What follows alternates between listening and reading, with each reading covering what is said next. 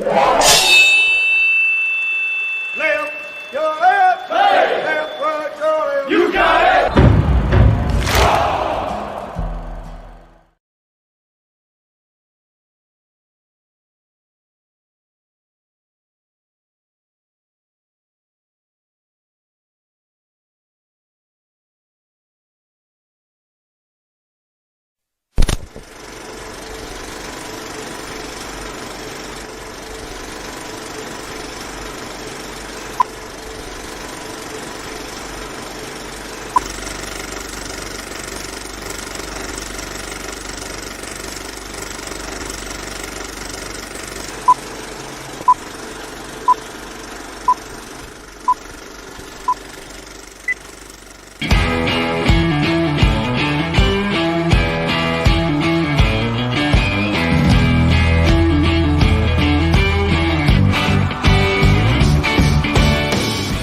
Veteran, first responder, or a patriot looking for a place to put your skill set, your thoughts, and or want to help continue the mission? You have come to the right place. We are the People's Patriot Project, and we want to put the shock and awe when it comes to meeting the needs of our veterans and first responders. We are dealing with a new enemy in today's world where the wounds are not always seen. We want you to be part of this mission in saving lives and making a difference. Welcome to Playtime. We got your 6 at 6. Now here's your host, Shad Turner of Veterans Unite Podcast and the People's Patriot Project. And as always, Patriot Pride.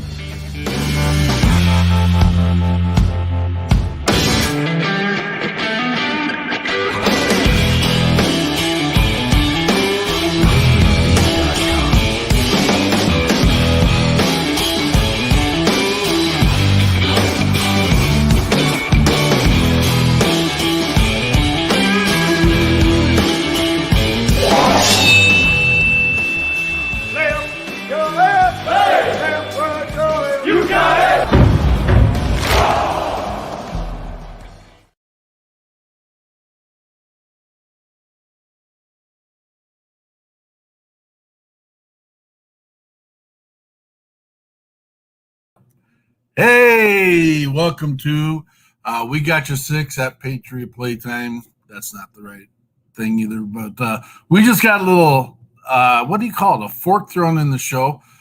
Shad was just on, and now all of a sudden somehow got booted from the server, and we weren't expecting that. But here he is. Oh, wait, he's jumping in. Well, I'm here, but my video has decided to not be here. Well, that's okay. We'll do our thing. We'll get her done here. As we start every show, we always go to our Pledge of Allegiance. So if you will remove your covers, stand up, find your flag, and we'll provide one for you. And we will start our show with the Pledge of Allegiance like we normally do. I pledge allegiance to the flag of the United States of America and to the republic for which it stands, one nation, under God, indivisible, with liberty and justice for all.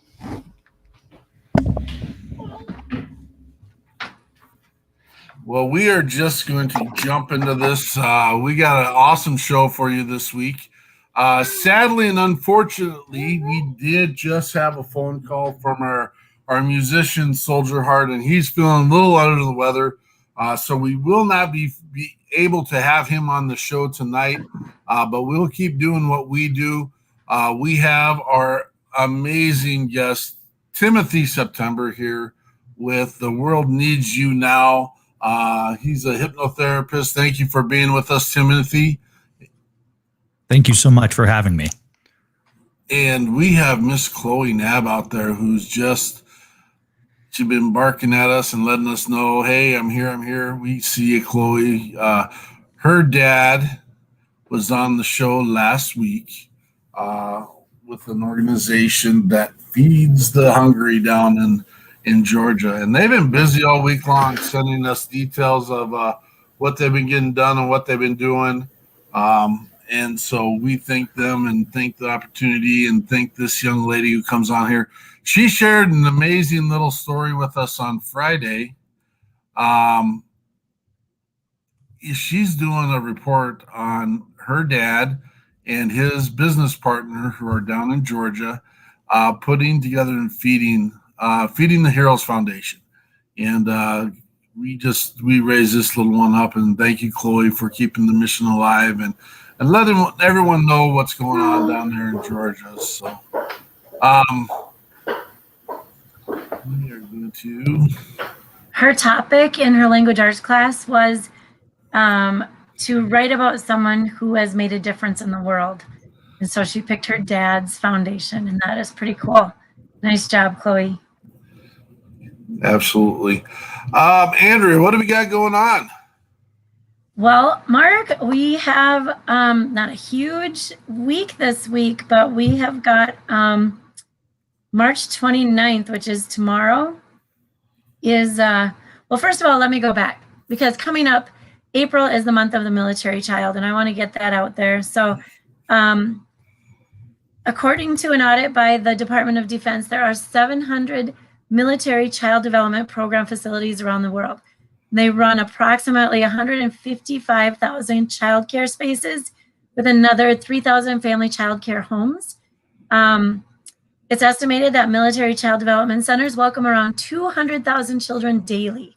There are 300 youth and teen centers worldwide, serving more than 645,000 youth throughout a variety of educational and recreational programs. And since 9/11, approximately 2 million military children have experienced a parental deployment. Now, this is military. This doesn't even include first responders. So that's 2 million since 9/11. Right now, there are currently 1.2 million military children of active duty members worldwide, and nearly 80% of those military children attend public schools throughout the United States. There are events that recognize this. A lot of times there are military communications and military association planning contests, parades, fairs, seminars, and special events centered around community, schools, and organizations. And the Army official site says that military children will be able to tell their stories and enter them for a chance to win great prizes. Now, I bring that up close to my heart because Mark and I, before COVID stopped all of our national teacher union things from happening, Mark had just, what did you call it, Mark? With the National Education Association, we created a caucus within this organization called Heroes in the Classroom, which was both those people that serve or have served in the military and or as a first responder, and also recognize the children that had parents that are deployed and or involved with the services and or first responders as well. It's really, all kids need to be taught, but again, as we kind of pull out and isolate individuals and groups at times, you know what? Our kids that have parents that serve are also ones that need a little special attention on occasion, and deal with stuff that not your average kid has to deal with. You know, your mom and dads are seeing some traumas that not everyone gets to see, and they bring that back into the household, and they don't tend to try or to bring that back into the family, but eventually it does come out in some form or shape. And we're here, and that's an organization that we want to try and get the nasty C-19 got in the way, and we'll get through it. We will make sure that we give every opportunity to those that are serving, and those, we always call them the unsung hero or the silent hero, the families of the first responders and deployed, and we want to take care of them as well. So Absolutely. I know that was a little segue. We didn't practice that one, but that's a good one, Andrea. Thank you for bringing that one up. Yeah, well, I've been thinking about that one a lot, because as things start opening up and we get back in school kind of normally, and by next fall, we'll have that in motion again. So then tomorrow, super close to the heart, and it's National Vietnam War Veterans Day tomorrow. And wow. So every year on March 29th, this is a time and a place to thank and honor our nation's Vietnam veterans and their families for their service and their sacrifice. The 5 objectives of are armed with the Vietnam commemoration is to highlight the service of our armed forces and to support those support organizations during the war, to pay tribute to wartime contributions at home by American citizens, to highlight the technology, science, and medical advances made during the war, to recognize contributions by our allies, and then the things that we do on this day. Well, with reminders that 9 million Americans served between 1955 and 1975. 6.4 million Americans are living today. 2.7 U.S. service members served in 2.7 million U.S. service members served in Vietnam. 58,000 whose names are memorialized on a black granite wall at Washington, D.C. 304,000 that were wounded. 1,253 missing in action heroes who have not returned to American soil, though I heard, since I typed this up, I did see one came home, and I will maybe find that yet. 2,500 prisoners of war. This makes no distinction between veterans who served in country, in theater, or were stationed elsewhere during those 20 years. So that is a big deal. Let's keep that in mind tomorrow. When you wake up, when you go to bed, whenever you say your prayers, let's keep those families and those all of those in our minds tomorrow. We have our good friend, Mr. Brian Gibson, saying hi from Forward Operating Base Fob Rush.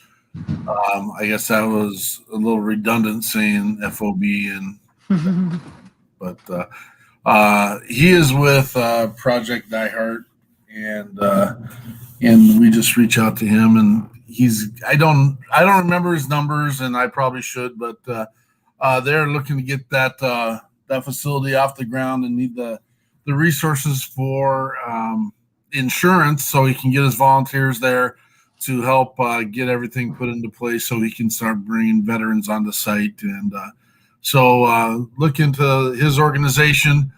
We do across the board make sure that we are.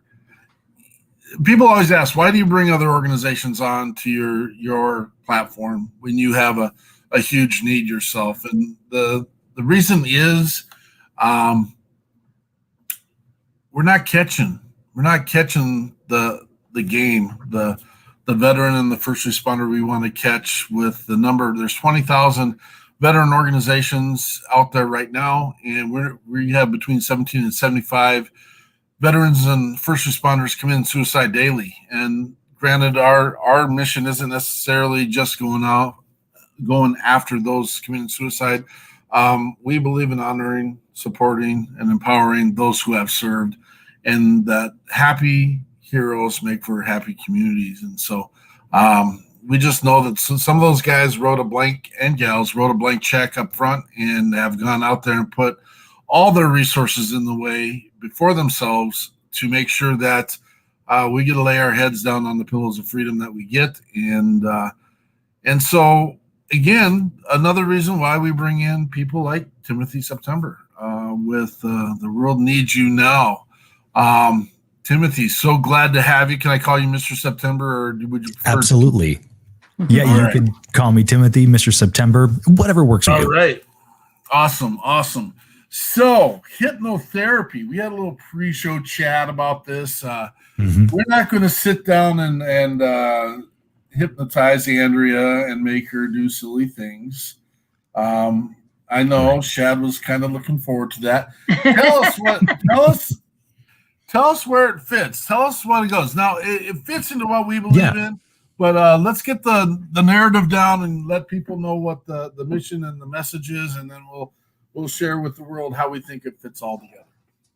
Yeah, absolutely. So, my name's Timothy September, and I help, men, especially veterans, be able to overcome the daily frustrations and the anxieties of life. And with special regard to their relationships, I help them be able to overcome frustrations that come with having, problems like anxiety, stress, the daily frustrations of having to work through the emotions from post-traumatic stress, for example, and, being very misunderstood.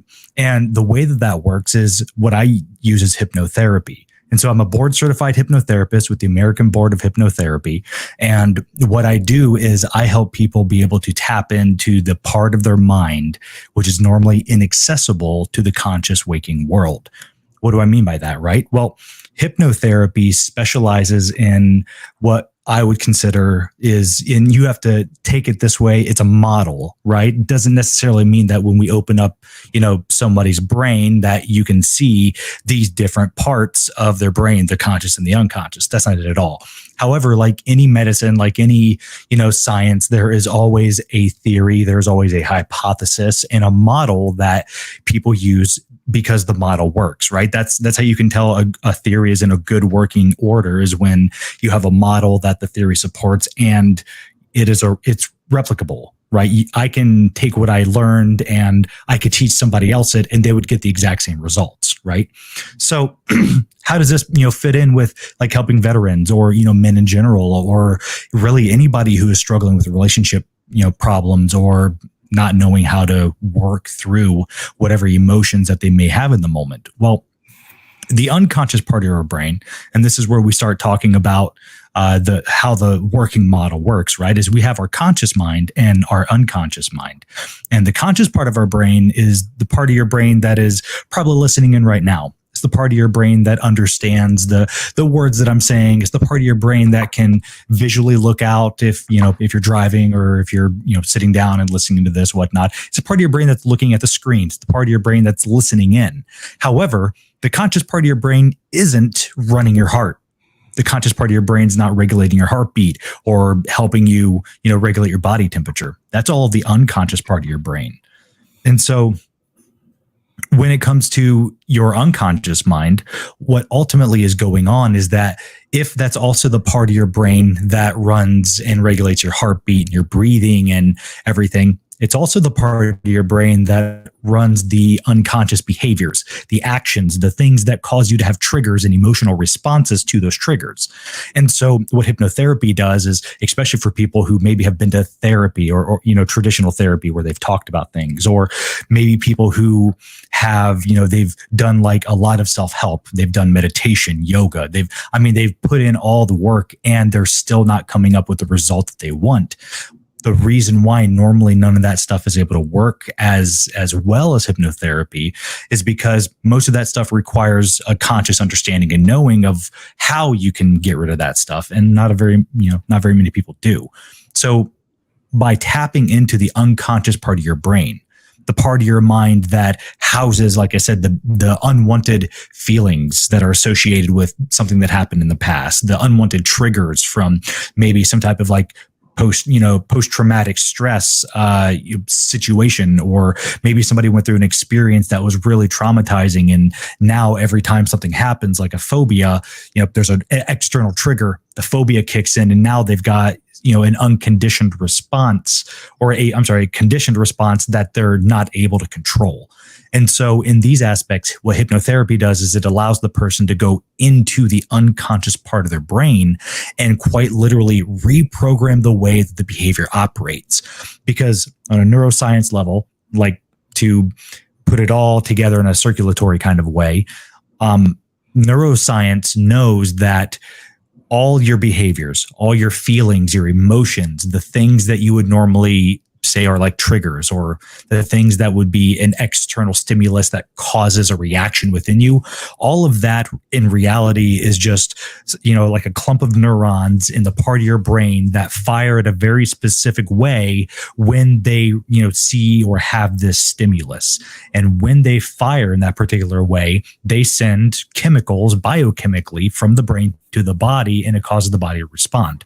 For example, if somebody is in a very stressful situation, then, they will have neoepinephrine, they'll have, epinephrine course through their, and cortisol course through their body, causing them to have stress, causing them to feel adrenaline.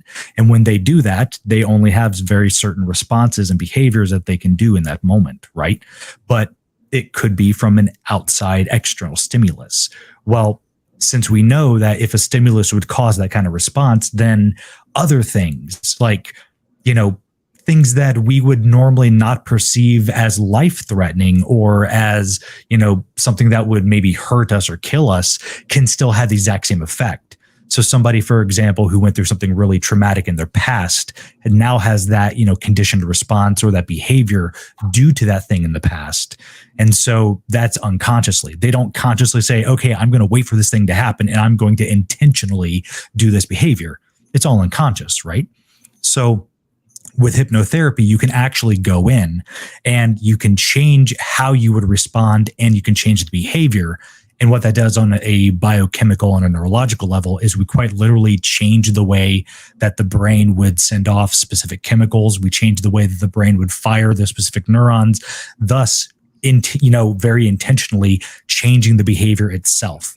Because everything is a frequency. Everything is a set of chemicals that, your brain sends out and that the body, will somehow take, and then a behavior happens. Like you want to feel good, you have oxytocin, you have, you would work out, you have endorphins, right? We understand this, but how do you control that? And that's with hypnotherapy. Because once you take somebody into the unconscious part of their brain, it's like having a control center right in front of you where you can say, hey, this thing that used to affect me, I'm going to dial it down. Hypnotherapy is really good for pain because pain is actually localized in the brain. And so when somebody has having some type of like phantom limb pain, for example, you can actually go into the brain, the control center, and turn down the pain. And all of that is done on a deep unconscious level, which is why something like, this for people who struggle with post-traumatic stress or some type of trauma in the past, and they don't realize it's directly, affecting their relationships or their life. And they think, well, I can't change this. This is just who I am. These are the behaviors I have. This is just me. All of that can change. You are not alone. There are people that I help every day who go through something, and those people get the help that they want because it's in a non-traditional way, which is why most people don't really hear about it. That's so awesome. And what an awesome tool. Real quick, what's the easiest way for people to contact you? We've put up your webpage, we've put up your Facebook account, we've put up your Instagram account. We've got several people that are reaching out to us already saying that they'd like to have a conversation with you offline. That is just awesome, as they're seeing this as a possible avenue or outlet for them. So what's the easiest way to get a hold of you? Absolutely. So you guys have already done the due diligence. Thank you so much for providing the links. That would be the easiest way to get in touch with me. You can add me on Facebook, quite literally my personal Facebook. You can add that. And you can book what's called a strategy call. Now, what a strategy call is that it's essentially I'm giving you a free hour of my time to be able to go over what it is that's going on in your life, to be able to talk about what the problem is and how exactly I will be able to help you with the problem. And I think that is probably the best way for you to get into contact with me is you can either find me on my website, theworldneedsyounow.com. You can find it. It's a little bit quicker than typing all that out. It's just TWNYN.com.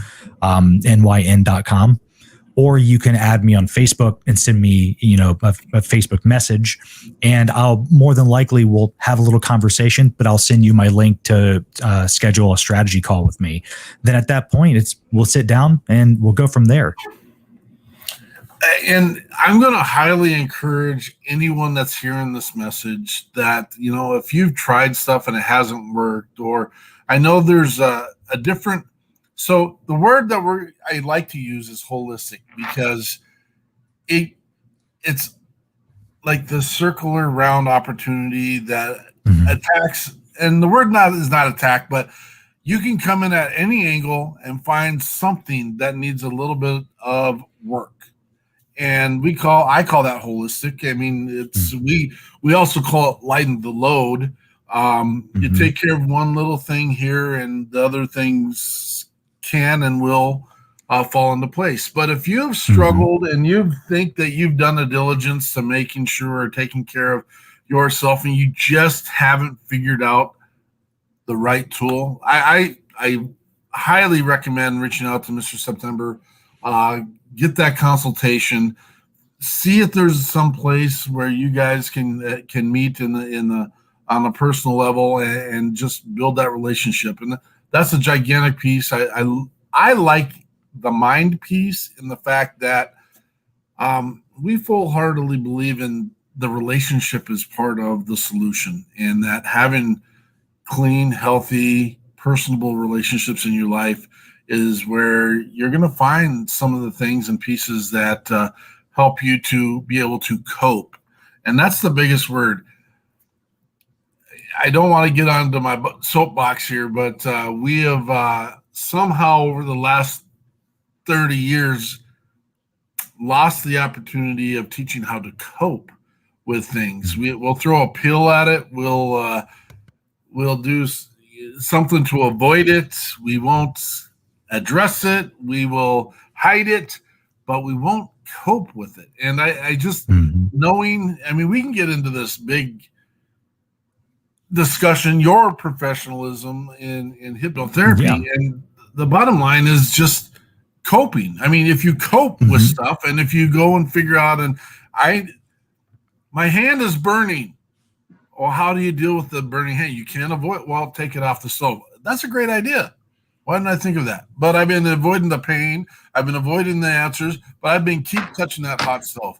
I love this opportunity that people have and the fact that you're willing to give your time to create a relationship and figure out where can we attack our needs. So yeah, absolutely. And I think you said it best when you talked about the idea of holistic, right? Like holistic to me is an alternative to approach to a better lifestyle, to a better life, a better mindset, without having to use medicine, without having to rely on going to see a doctor, hand over, fist, paying them, exorbitant amounts of money, and, really only dealing with the actual symptoms. That's the difference. And I really want to stress that with a lot of people. You actually touched a little bit on this, Mark, and I really appreciate that, is that when it comes to coping, people think that coping means that I've got this thing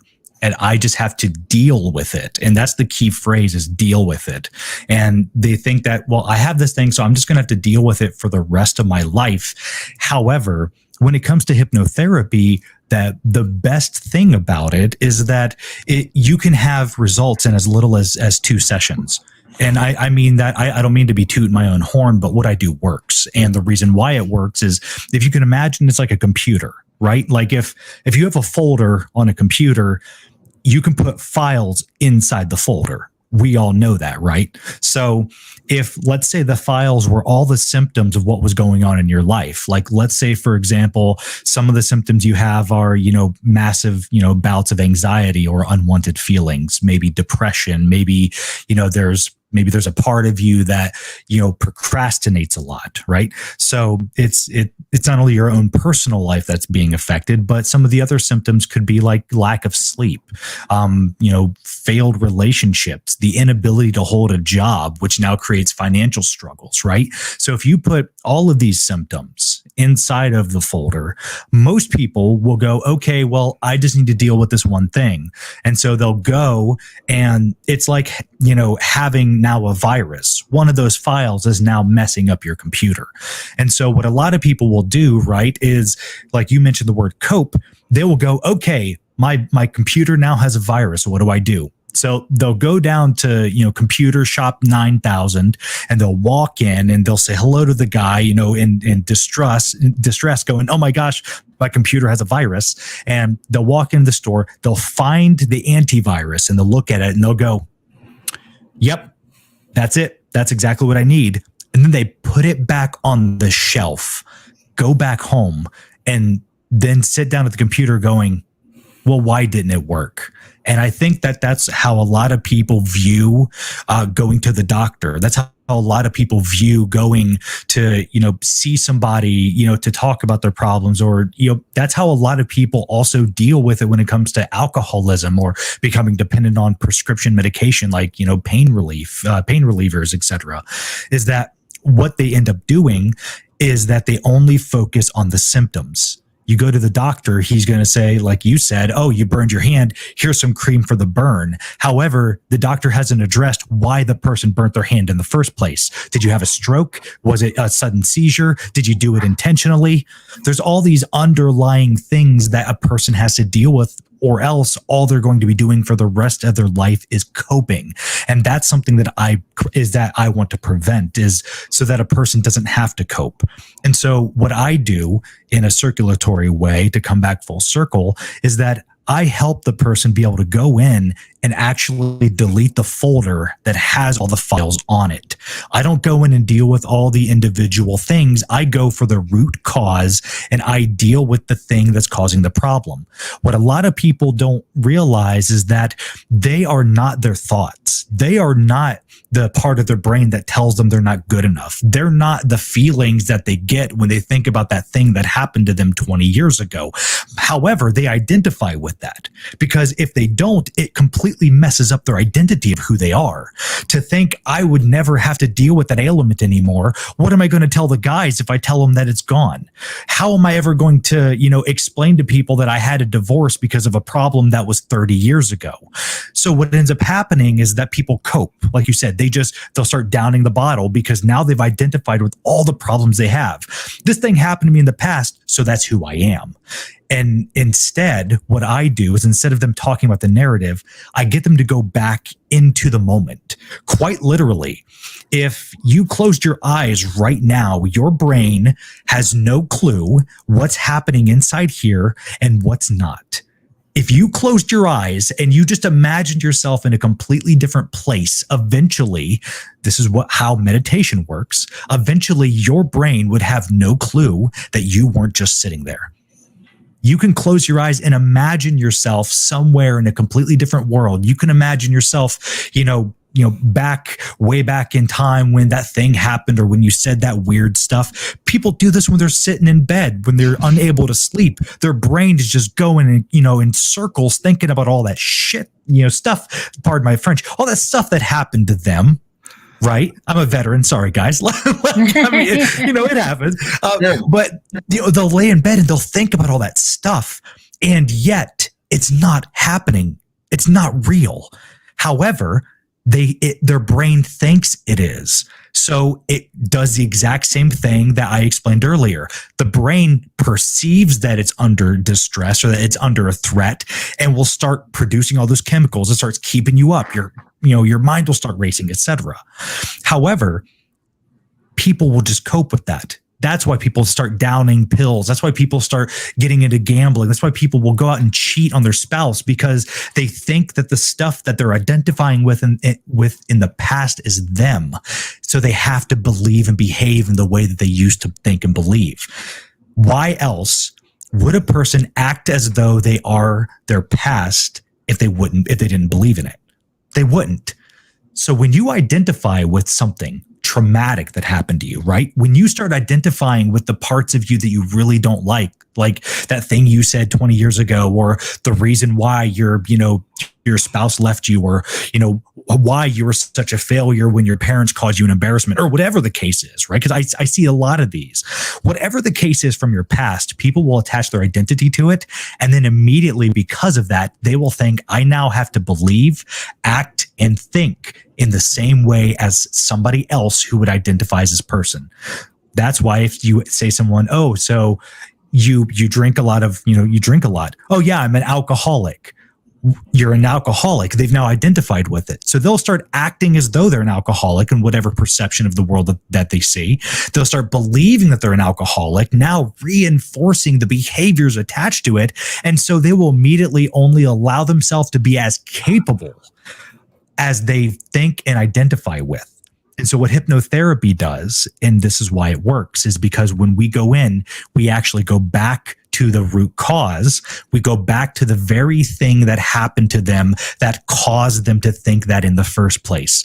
And quite literally, and I mean this as frank as I can be, most people have no clue why they do the things they do.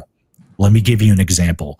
I had one client who told me, and this was a while ago, this one client told me that they were struggling with the relationship that they were in with their spouse because they thought that they weren't good enough. They thought that they couldn't speak. They thought that they weren't allowed to have a voice. Here's the kicker. It had nothing to do with their parents, had nothing to do with their relationship. I put this guy into a super deep, what's called a somnambulistic trance. I sent him all the way back to the very first time he ever felt this feeling.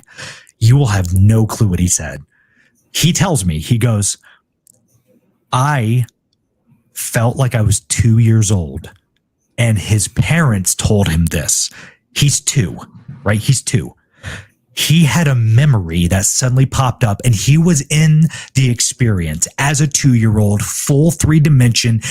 He had no clue he was sitting in my office, and he thought he had cut his hand because when he was 2 years old, he was completely in a separate room of the house. No one could hear him. The door was closed. He found a razor blade and cut his hand. Seeing that caused him to start having blood-curdling screams as a 2-year-old, but nobody could hear him. Do you hear the connection? He had this experience when he was 2. Thinking that he couldn't speak his truth, thinking that no one would hear him or understand him. He carried that as the trigger all throughout his entire life. Guy's now in his 40s, never being able to hold on to a good relationship because he never feels like he's allowed to establish boundaries because he doesn't think he has them, because he doesn't think nobody's going to listen. He doesn't think no one will understand him. All because of this one thing that happened to him when he was 2. By going back and changing the internal narrative, everything in his life shifted. Everything in his life changed. Because he now no longer identified with the problem. He now no longer identified on a deep unconscious level that he was the 2-year-old who cut himself that was no longer allowed to have a voice. Instead, now he was empowered to realize that the 40-year-old person he was resilient enough to get all the way through 40 years of that self-identification to now be able to live his life in the way that he wants, knowing that he has the power to say no, set boundaries, and be able to speak his truth. And all of this was from a single session. He's seen me a couple different times for other things, but this one session entirely changed his life. And that's what I do for people. It's not years and years of therapy. I don't sit with you on the phone forever and ever. I don't make you wait. I give you results immediately that you can actually see applied directly to your everyday life, because we go and we attack the root cause. We don't just deal with the symptoms. So when somebody comes in and this says, oh my, that person, oh, I have all these problems in my relationship. I can't speak my truth, blah, blah, blah. We take them in and we let them realize what they're identifying with, and we change the identity. It's that simple. I absolutely love it, brother. It's so intriguing. And again, the truth is a piece that it's the truth will set you free kind of thing. And people have a hard time with that at times. I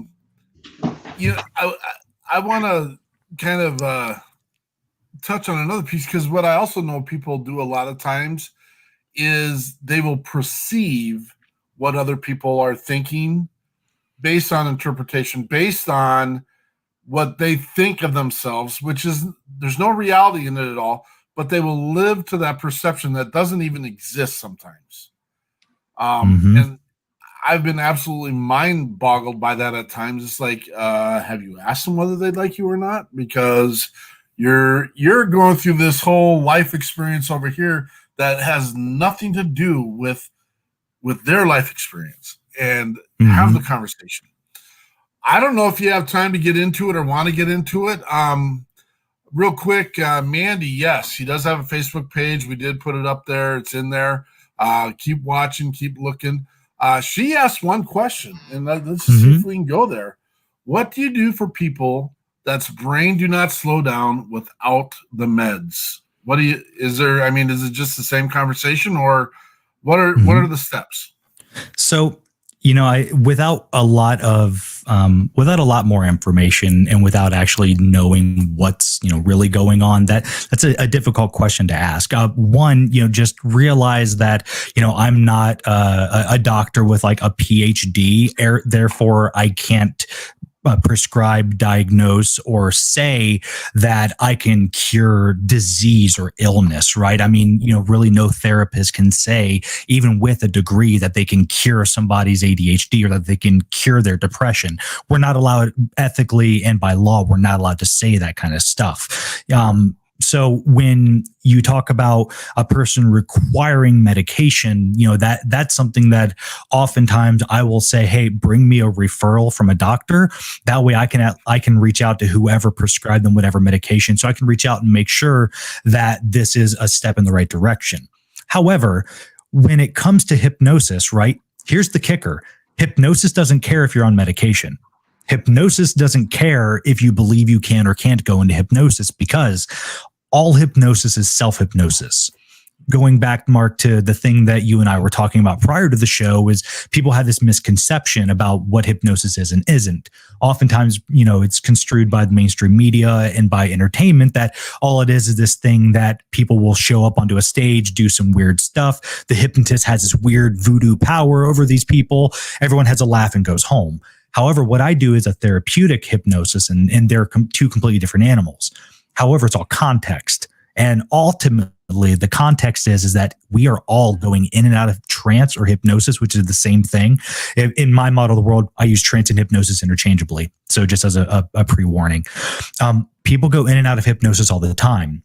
In fact, you and me and all of us here who are listening to this conversation are in some type of trance. You are, you're captivated, you're enthralled, you're pulled into the experience, whether that is through your visual, senses, whether it's through your auditory senses or your kinesthetic, like your feeling senses. You are being pulled in and out of different trances all the time.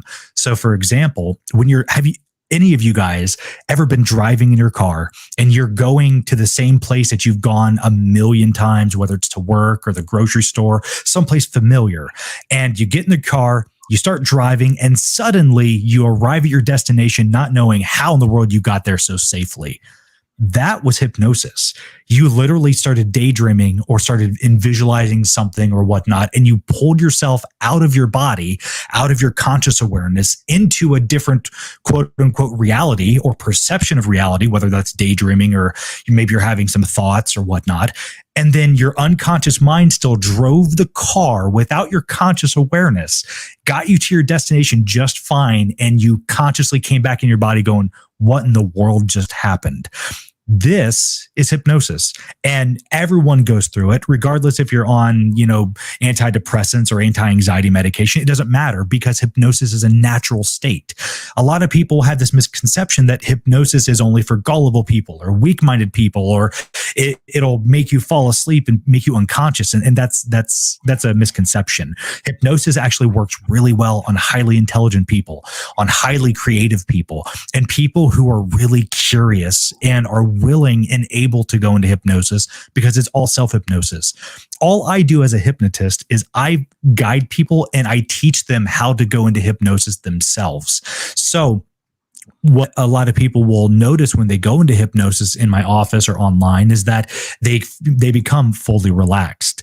They are able to go deep inside, like a really deep meditation, and they're finally able to quiet the brain. I've had a lot of people who claim or who have stated that they have some type of attention deficit disorder, or they have some type of anxiety disorder or depressive disorder, and they believe that that will have some type of effect on it. However, they sit down and they go through a 2-hour hypnosis session with me, completely relaxed, never fidgeting, able to be completely immersed in the experience. And that was without any medication. That was without me doing anything special. All I did was teach them how to do it. And the best part is that when people work with me, I teach them how to do self-hypnosis. So that means after the session, for someone like Mandy, for example, who may have, a situation where their brain is a little overactive or whatnot, by teaching them how to go into self-hypnosis, they're able to sit down and go back into that same fully relaxed, peaceful state state that they found themselves with when they were with me. So it's not me doing anything special. I'm teaching and guiding them how to do it. I have protocols and techniques that I use, but it's all me just facilitating it. I run the session, but they run their mind, because hypnosis is the ultimate form of self-control, meaning that when I guide someone through the experience, they fully get to be in the experience. They fully get to decide the suggestions I give them. I mean, in the same way that I could suggest to you right now to go do a handstand in the middle of the room, doesn't mean you're going to. However, if you're in a deep hypnotic, state with me, and I suggest to you that you are completely capable of being the person you want to be, and that none of that, stuff in your past will have any effect on you anymore, you're a lot more likely to believe it, because it's something you want. And this is context. Once again, going back to the stage hypnotist or the hypnotherapist, for entertainment reasons, people know when they go see a stage hypnotist that there's the potential they're going to do and say some weird stuff. They're going to act entertaining in a entertaining way on the stage. When people come to see me, though, there's that context of, hey, this is therapeutic. This is us doing something that is going to give you a result almost instantaneously. Because once we go into the unconscious mind and we flatten the emotion, once we go in and change how the behavior response used to be, quite literally, phobias disappear. Because you're getting rid of the root cause. You're not just dealing with the symptom.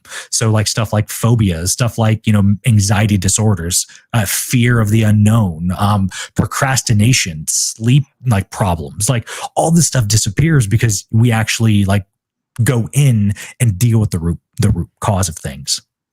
Does that make sense, Mandy? She's saying yes and thanks, and so yeah, this is wonderful. From what I understand, there's a number of people, and so we'll just do a little pre-warning here, and we don't know your availability quite, but we always do a post show where we allow our guests to answer questions offline, so it gives a little bit of a anonymity and also a little bit of a not getting attacked right off the front of it.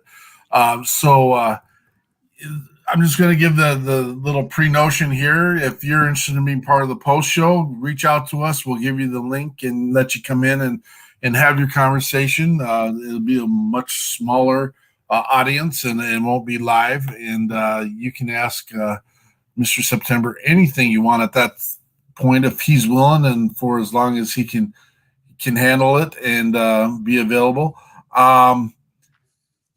Let's take we're going to call it a little bit of a break. It's not really a break. Shad, you ready to do our preview? Yeah. Now, when you say preview, we're doing the whole song, or you're only going to play a segment? No, we'll do the whole thing, brother. All right. So this is one of Soldier Hard's newer songs. I say newer because it's only been up on YouTube for like a couple weeks.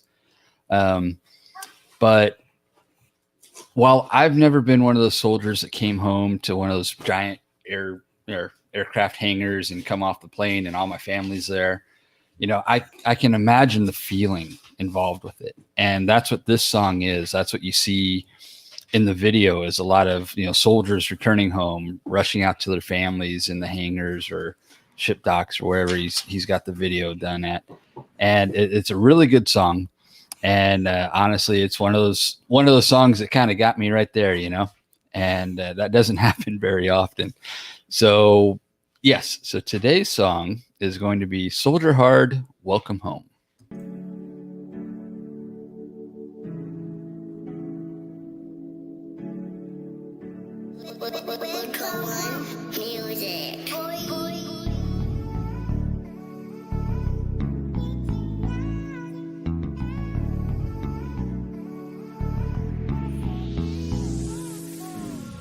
Been a long time since you left, so welcome home. Deployed far away, hella long. So welcome back, yeah, welcome home.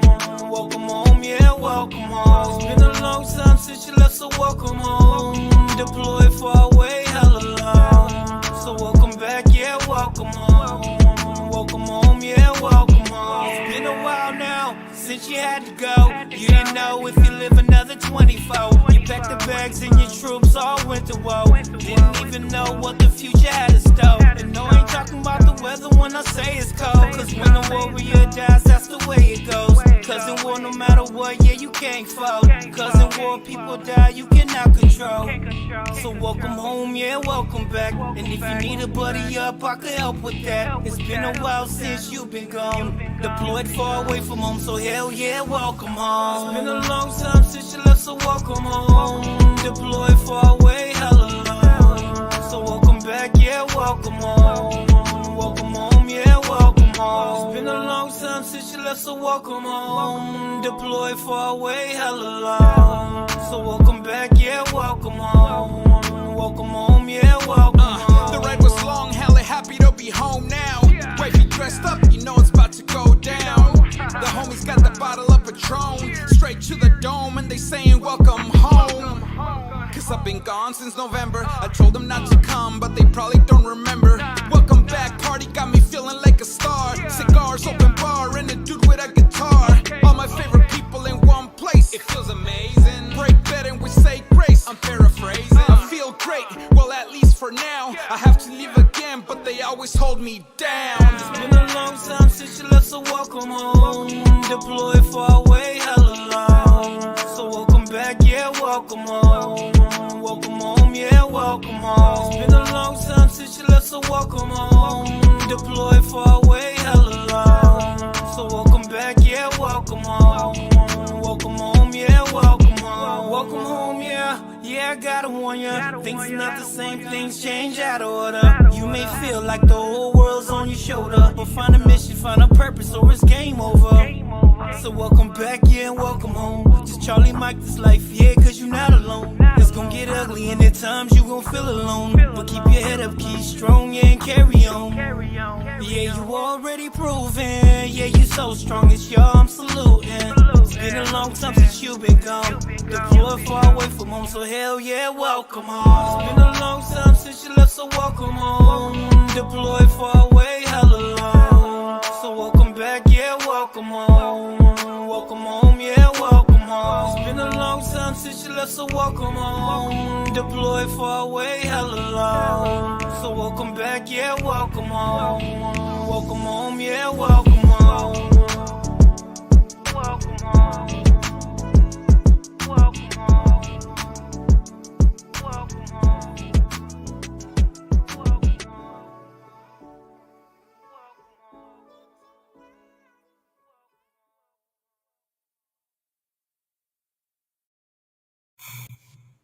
Well, our thoughts go out to Soldier Heart. I hope everything's all right. Get well, brother. We'll get you back in the schedule, and we'll have you come share your story, your mission, and your music with us at another time. And so, whatever you get to do, you let me know right before, a little bit before the show started. And so,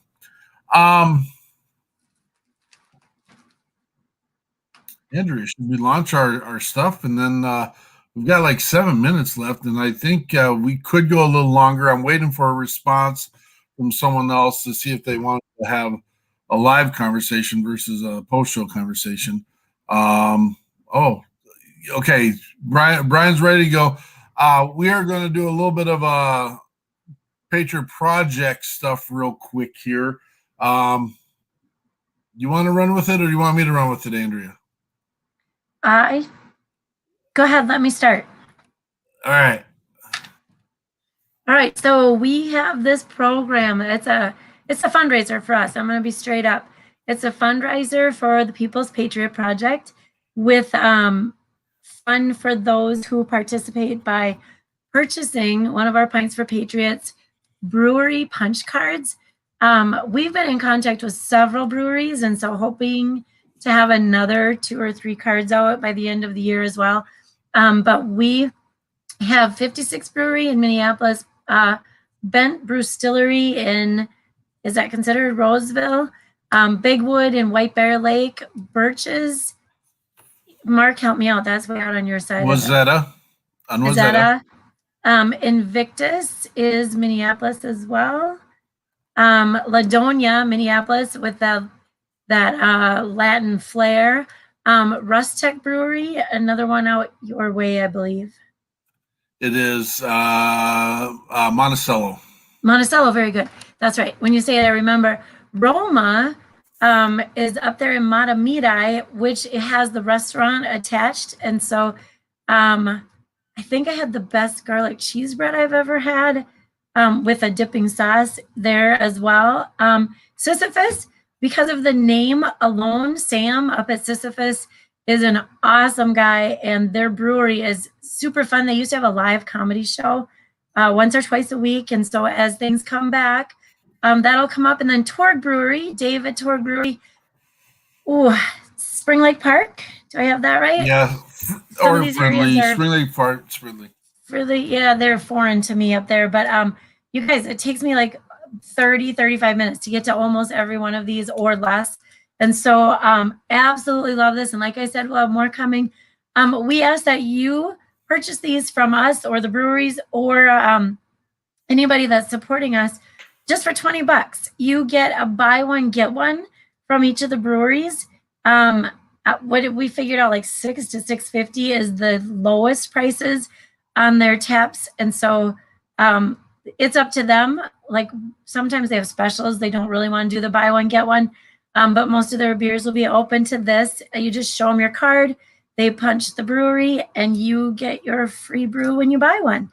And it's amazing. They're excited. We're excited. We're nonprofit. Our EIN number is right on the card. So it all comes to us.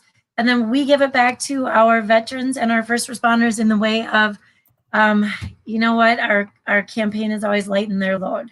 So I believe this is where, Mark, you're going to have to take it over. I believe Mark's got an order form that takes it straight. Oh, it goes right to Venmo or PayPal for us. Boom. I don't have to cue you in, but we don't pay any charges with Venmo. PayPal's not bad, but you know, Venmo goes straight to People's Patriot Project account. And there you go. Let us know how many cards you want. If you buy 5, so real quick, Mark's favorite thing. You buy 5, he gives you one for free. I don't like that part, but Mark loves that part. So we have that special as well. Absolutely. So we're going to pay you to go out and sell 5 cards is what we're going to do. And we're going to pay you by giving you a card. So if you donate $100 right now, we've had several people last week say, we're in, let's do it. Let's get it done. Donate $100. Another way that we do this is we call it Patriot Forward. Sounds like pay for it forward. You know, if you wanted to donate $100 and you aren't in Minnesota now, we're going to segue. I'm totally off subject matter now, but the guys down in Georgia from last week said, hey, let's get this set up down in Georgia. I looked it up. They've got 45 breweries down there. It's good to go. It's easy. And again, I guess I could give this away, and it is give it away. It's not a unique thought. Everyone has thoughts, and this is where Timothy needs to hypnotize everyone and say, you know, you can't remember this idea now. But, you know, this is an opportunity. We're giving you something for your product. Actually, we figured it out, 10 beers, $60 to $160 value, depending upon what kind of handcraft beer you drink. And so Venmo accounts up in the announcements. Let us know. I'll redo it. And I'll put it in again. Yep. We'll get it.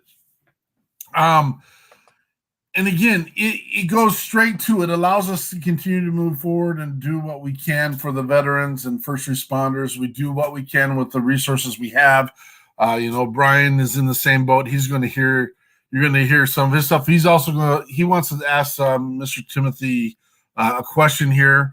But we're excited. And these are your local businesses putting their growth, their resources, their time, their effort back into their communities and saying, you know what, we believe that happy heroes make for happy communities, and we believe in supporting our veterans and first responders.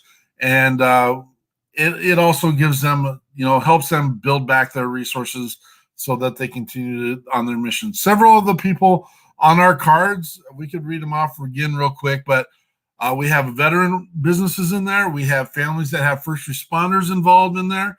And we're just excited. So thank you for the support. Thank you for stepping forward. And thank you we'll get you your cards or we can donate them to other veterans and pay it forward to other veterans and first responders in the Minnesota area. We are going to expand and grow, and we will be bringing this to other places across the country as well. So, Brian, you ready to ask your question? All right. He's so patient. Thank you, Brian. Did you oh, he's got it. Okay. All right, Mr. September. As of late, right? Veteran to veteran here, combat medic. I get into a panic when I hear young children crying.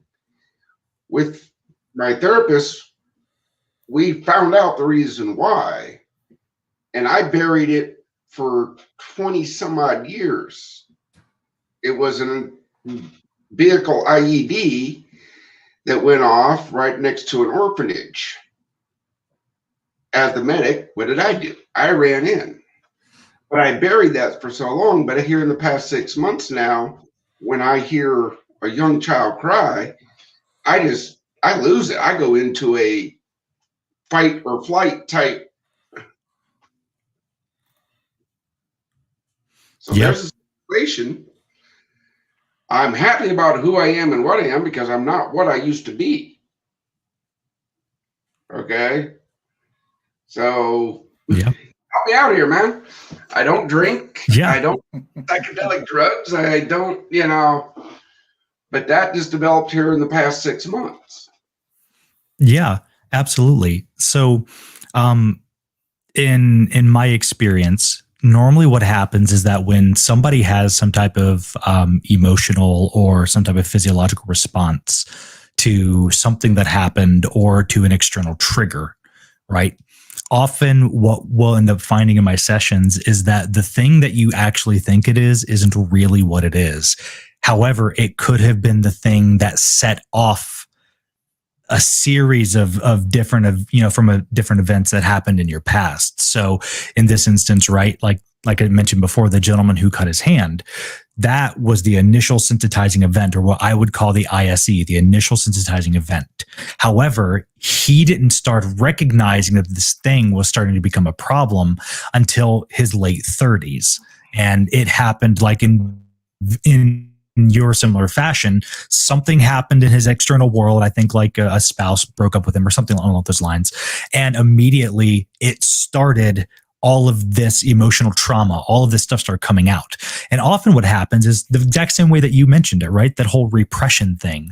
What will happen is that when we're young kids or something like that, we in that moment have no clue how to deal with what it is that's going on, especially if it's really traumatic. So we'll bury it and we'll do things that are, they seem like they're a little unorthodox for a kid, like, oh, well, little Johnny's, shy and doesn't talk to anybody. Little Susie, she talks about seeing people and, they're not really there, right? It's our way of coping with the reality of the situation in that moment.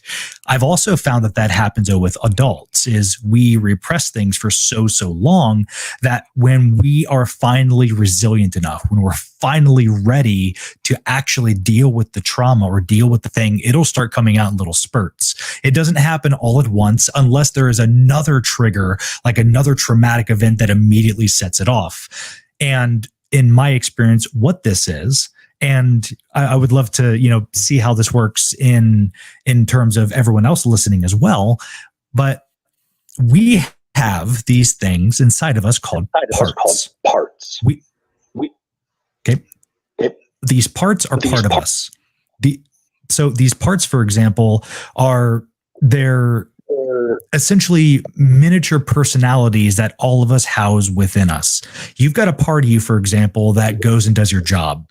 You have a part of you that while doing your job, you have certain quirks or certain personality traits and behaving actions. Thing about you that makes successful, allow you to get through things. side that, right? A part of you who, if you have a or some, we have this part of us as well that loves our spouse. We have this part of us that, is completely the opposite of the part of us that's at work, right? Like if you have a dog, for example, you're not going to love the dog the exact same way you love your kids. Some people do. However, you're not going to do the same mannerisms that you would with your kids as you would with your dog. Two different parts, two different personalities. The exact same way that like there's a part of you that, maybe has, certain quirks that you only do around specific people. And then you have like your public part. That's the part of you that represents like the best qualities of you when you go out and you're meeting somebody for the first time. All of these parts go through various different growing aspects. They have their own sub-personalities. They have their own beliefs, behaviors, like internal triggers. So when something happens to us when we're a kid, we create a part that can deal with that, that can cope with that. For some people, that part, like for me, for example, if you look at any of my like blogs, my website, or any of my Instagram or Facebook, you'll see I used to be almost 300 pounds.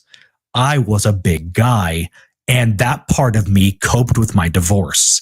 That part of me coped with being bullied. That part of me coped with things that happened in my young life. And I carried that with me all the way through adulthood, but it only became active after I got medically discharged out of the military. I repressed it all the way up or whatnot up until that point. I had been in and out of heaviness. However, when I got in, I was infantry. I was with the 1st 14th, infantry division out of Schofield Barracks, Hawaii. So, from one person on the ground to another, thank you so much for what you do. You kept us alive, and we were doing what we had to do. So I appreciate you. However, what I was saying, that part didn't start manifesting in me in a very physical way until I was late into my 20s. And so it wasn't until I started working on myself through various means, like going to see my own hypnotherapist, doing meditation, all of that stuff, that I got to what I thought in the moment was the root cause, which was, getting, discharged out of the military. However, I had to go back even further. And this is where the hypnosis came in. I went back even further to one time when I was a young kid and my parents called me lazy and fat because I didn't want to go mow the grass. That one time caused me to have an internal peril so bad, I repressed it until I was after the military in my late 20s going, what in the world am I doing with myself? I feel like I'm lazy and good for nothing. Suddenly, all the trigger hit. Boom. And I'm right back to being that young kid. So in your aspect of your world, right? Some part of you experienced what happened when you were, in the sandbox. Some part of you experienced a trauma that more than likely was actually, started from something way young. And the reason why is because parts don't develop unless they're required of us, when we're really, really young. A lot of people don't have like a part of them that would identify as being like a role model as a parent, because we often will, view that person as our actual parents. And so when we have a kid, we will start, taking on the same personality traits as our parents, and, so on and so forth. So in in what you're talking about, you and your therapist have gotten back to what I would call the actual conscious understanding of what it is. You guys got back to the conscious recollection of what you thought was the initial sensitizing event, but it's actually probably what is more likely called an activating event, meaning that there was something that actually happened way earlier.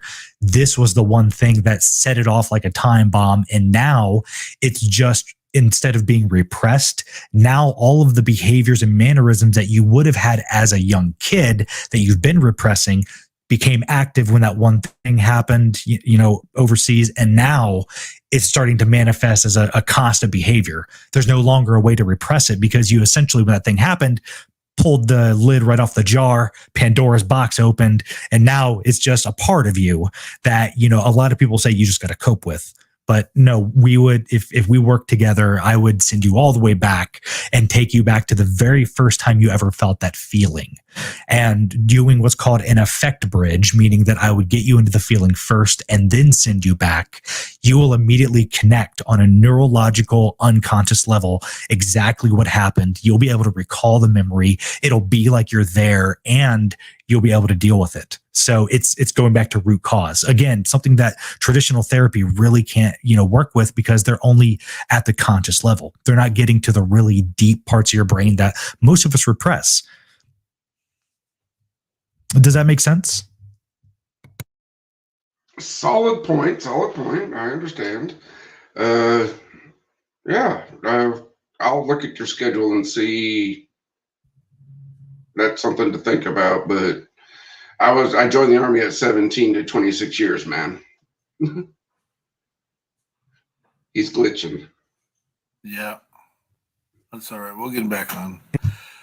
There he is. Did you hear me? Yeah. Could you say that once more? I'm so sorry. Okay. Got it. I joined the Army when I was 17. All the way up to my last tour, I was a medic. I've seen. So, yeah, if I want to chase this all the way back, how about the first body bag I zipped up? We can do that. But I want to know why now babies crying throw me over the edge. Mm-hmm. So in a very, I guess, easy to understand way of expressing this, right? You have what's called in your brain, it's called the amygdala. The amygdala, essentially, you can imagine it's like a camera. When we're young and we're starting to learn about the world or whatever, the amygdala helps us with, it's like the reptilian part of our brain. The amygdala helps us to be able to enter that fight or flight. It's the thing that helps us recognize when there's a threat and we're perceiving it.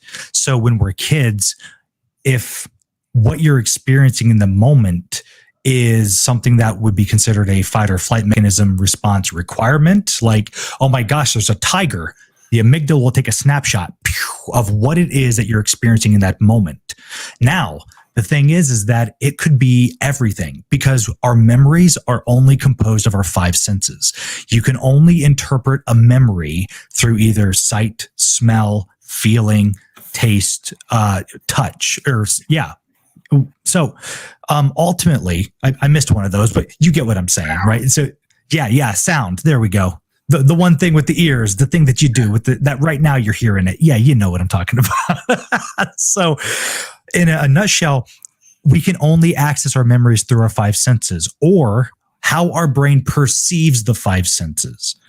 Meaning that if, for example, you're driving your car, let's say you're a young kid, you're 5 years old, but you're driving a car for all intents and purposes, right? And suddenly you're on a long stretch of road, and the only thing you can see and hear is that long stretch of road. When suddenly a cat comes from behind you and attacks your as you're driving, you as you're driving the car, well, call it, take a snapshot. Now, that doesn't mean that whenever a cat jumps out and attacks you, you're going to think you're on a long stretch of road. What that does mean, though, is that if the amygdala took a snapshot of you driving a long stretch of road, you might start developing a fear of long stretches of roads. I've had this happen with somebody who was afraid of going over bridges, where they had something traumatic experience to them happen when they were a kid, because something happened to them when they were going over a bridge. And the thing that happened to them had nothing to do with the bridge itself. It had something to do that happened in the car. But it was so traumatic, and the only thing they couldn't remember was the bridge, that when they got to their late adulthood, they suddenly had phobias of being on on bridges. So going back, it quite literally was the amygdala taking a snapshot in that moment of what it is they were perceiving and attaching some type of external stimuli to that experience. So for you, it might have been something that sounded like a baby crying, that sounded like, what you would perceive as, young children in distress, when it may not have anything to do with that at all. Or it could have like something to do with like maybe if you had like a young brother or sister, or you had someone young in the family who was just crying incessantly when you were really, really sick as a kid, that could also be a trigger, because now it's that pain, pleasure receptor of the brain that's being triggered. The amygdala is taking a snapshot. But if you're really sick and your eyes are closed or something, the only thing that you can perceive is what you're hearing. You hear the baby crying, boom, you don't know how to deal with it. You repress it. Now, late adult life, you have an activating event having to do with kids, having to do with, screams. Your unconscious mind puts it all together and says, you're old enough now to deal with this. And in fact, because you are old enough now to deal with this, it'll be easy. And I mean, really easy for you to finally get to the root cause. And by it doing that, you will, in essence, be able to overcome all of that which was in your past experience leading up to now. And you can find safety and comfort and peace knowing that you are fine. You are okay right now in this moment. And because you are okay right now, everything else that you may or may not have witnessed from then up until now will allow you to go even deeper into the experience and witness it all in a way that is beautiful and that is elaborate and that will help you overcome what it is you want to overcome. And that is why, by just hearing someone like me be able to speak, it'll help you recognize those internal triggers and immediately overcome them now. Does that make sense? I'm good with it. We'll talk a little bit more offline, but that was absolutely a good way to get out to the people that, hey, this is something to think about, because it got me thinking. Now I'm not going to go the rest of my story out into la la land there. Right. Absolutely. Awesome. We've gone a little bit over, and that's okay. We don't ever cut off the good stuff when we know that there's important information to be put out there for people. Brian, you want to give a real quick update on Project iHeart? Yes, I do. Thank you very much. Praise be. We're down to needing 45 more. And we got the insurance covered. We got the utilities covered. Big step tomorrow. The land was donated, right? Great, yeah. Tomorrow is all the lawyers. Yeah, you're telling me. But hey, we got this. Yeah. Get her done, brother. Get her done. But it's yeah, all worked out. project.org. Again, $22 a month is what we asked for. Then remember, to the 22 a day we lose. That's it. And the rest we'll talk offline. That's awesome. We will be talking real quick, real near future about things that I learned about this weekend. Micro steps, taking tiny steps to move forward, to be successful, to recalibrate, to rehabilitate. We've kind of found ourselves in the funk, and I've got 10 ready to roll right now. Little tiny steps you can take to be successful in your daily life. Also working in your wellness circle. There's 7 components depending upon what circle you look at. You can't ride down the road on a lopsided tire. And if you got your wellness circle and you're taking care of each of the components in that wellness circle, we'll be talking about that as well. We've had some great conversations lately, and it's the holistic piece. We're going to lighten the load and take care of the small things. And when you take care of the small things, the big things will come along the way. So make sure you're safe out there. Make sure you're taking care of yourself.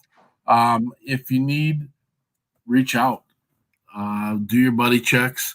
Remember, the strong ones need to be called on every once in a while. And you got it, because they're the ones that need the help as well. Make sure you are taking care of all of those that you care about. We just recently in our family, not my personal family, but our family of the People's Patriot Project, had a loss of a close one because they didn't necessarily have the buddy checks out there, and that stuff happens, and we don't like hearing about it. it is part of that 17 to 75 we talk about every time we come on the show.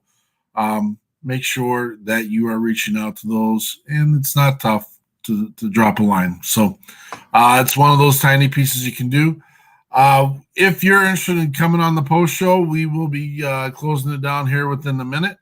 And you're welcome to come and talk to Mr. September about some of your ideas. We will be talking about some of our ideas and how we can make sure that we are boots on the ground, making sure that we are organizations going and taking care of our veterans and first responders. With that, we will see you when the smoke clears. Patriot Pride.